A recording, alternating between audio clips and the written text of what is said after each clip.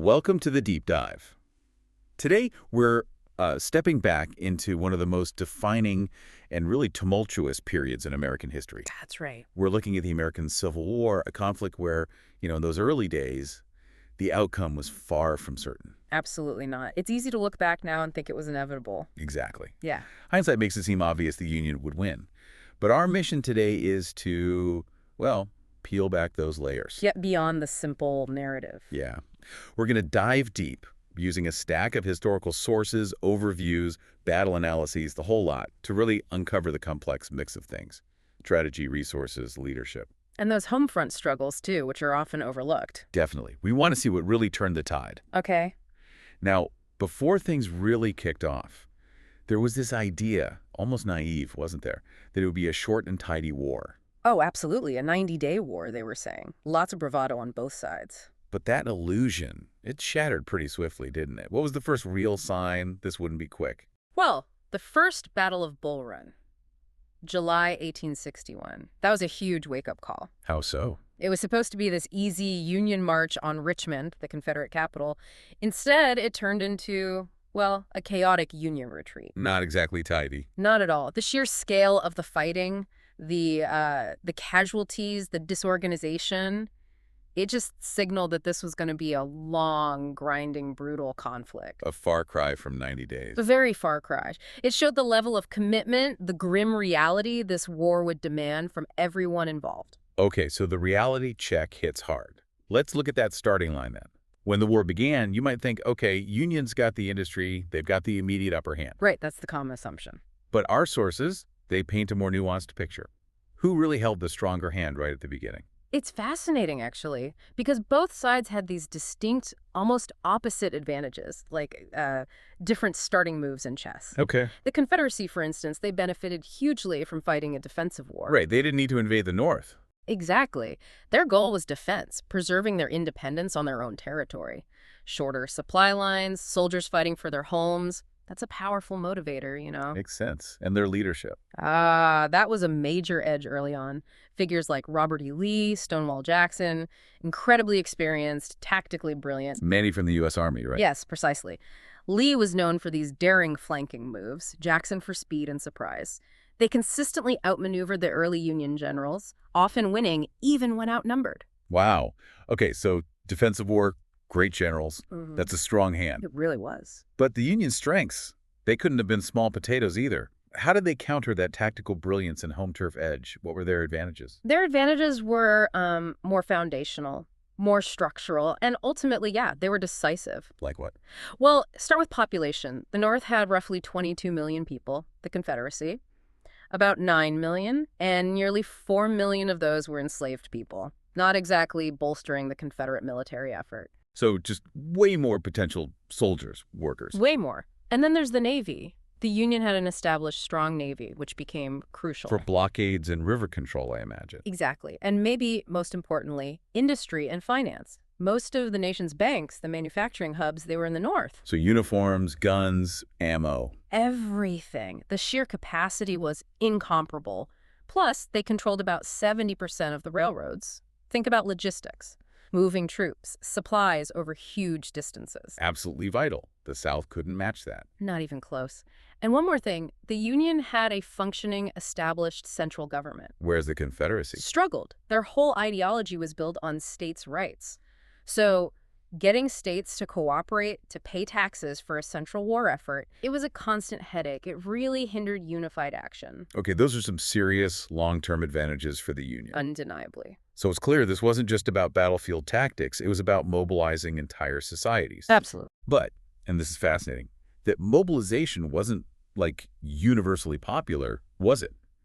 We see resistance, opposition on the home front, on both sides. That's a crucial point. Beneath the surface of, patriotic fervor, there were deep internal strains. So even in the North, with Right. all its advantages. Oh, yes. Industry modernized rapidly, sure. You had future giants like Carnegie and Steel, Rockefeller and oil getting their start. But there was serious friction. Like the draft riots. Exactly. The New York City draft riot in 1863. It was incredibly violent, lasted nearly a week, mostly working-class Irish immigrants protesting the draft. What fueled it? A mix of things. Fear that freed black people would come north and take their jobs, deep racial and economic anxiety, and real outrage over the $300 commutation fee. If you were wealthy, you could just pay $300, a huge sum then, like a year's wages for many, and avoid service. So a rich man's war, poor man's fight situation. Precisely. It felt deeply unfair. The result was chaos. Buildings burned, over 100 people died, many of them black citizens targeted by the mob. It showed support for the war was definitely not monolithic. A brutal reminder. And the South, they weren't unified either, despite fighting for independence. No, not at all. They faced severe internal dissent, too, often driven by just dire economic hardship. Like the bread riots. The Richmond Bread Riot, again in 1863, right in the Confederate capital. Hundreds of people, mostly women, protesting crippling food shortages and runaway inflation. Demanding food. Yes, storming shops, shouting, "Our children are starving."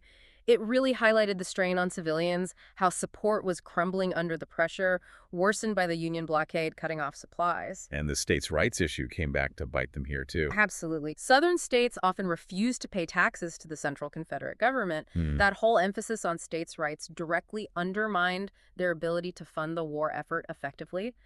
Internal disunity was a major weakness. So, okay, you have these huge structural advantages for the Union, but also serious internal problems on both sides. How did the Union manage to actually leverage those advantages and overcome the challenges, both internal and military? Well, this is where leadership and strategy really start to shift the balance. The Union didn't win just because they had more stuff. They learned how to use it. And leadership was key there. Grant. Ulysses S. Grant, absolutely pivotal, especially when he became commanding general in '64. He understood the maths of the war. Meaning he knew the Union could sustain losses and keep fighting in a way the Confederacy couldn't. He implemented coordinated campaigns across different fronts. The relentless approach. Exactly. Famously, he rarely retreated. He just kept pressing Lee, grinding down the Confederate army. He understood it was a war of attrition, and the North was built for that. His order was simple. Wherever Lee goes, there you will go also. And the overall strategy, that Anaconda plan we mentioned, it wasn't just a catchy name, right? No, it was the foundation. Conceived early on by Winfield Scott, the idea was to, well, construct the Confederacy like an anaconda. Two main parts. First, use the Navy to blockade southern ports, cut off their cotton exports, their main source of cash, and stop imports of weapons, medicine, everything. Hundreds of ships, thousands of miles of coastline. A massive undertaking. Huge. And second, gain control of the Mississippi River. Split the Confederacy in two, cut off the western states like Texas, strangle them economically and logistically. It took time, but it was devastatingly effective. But maybe the biggest strategic game changer, Lincoln's Emancipation Proclamation in 1862. That feels like more than just strategy. It was profound on multiple levels. Morally, yes, a landmark, but strategically, absolutely brilliant and devastating for the Confederacy. Even though it didn't free all enslaved people immediately. Right. It only applied to states in rebellion. Border states loyal to the Union were exempt initially, but its impact was immense. How so, strategically? Two key ways. First, it transformed the Union war aim. It wasn't just about preserving the Union anymore. It was explicitly about ending slavery. This encouraged enslaved people in the South to escape to Union lines, undermining the Confederate labor force. And many joined the Union Army. They did. Almost 200,000 black soldiers served by the end, a significant boost in manpower. Second, and maybe even more critical internationally. It stopped foreign intervention. Exactly. Britain and France had been considering recognizing or helping the Confederacy, but once the Union officially made the war about ending slavery, forget it. Britain had abolished slavery decades before. Supporting a pro-slavery nation became politically impossible for them. It isolated the South completely. A diplomatic masterstroke. Okay, so grand strategy, moral shifts, but wars are also won on battlefields. Yeah.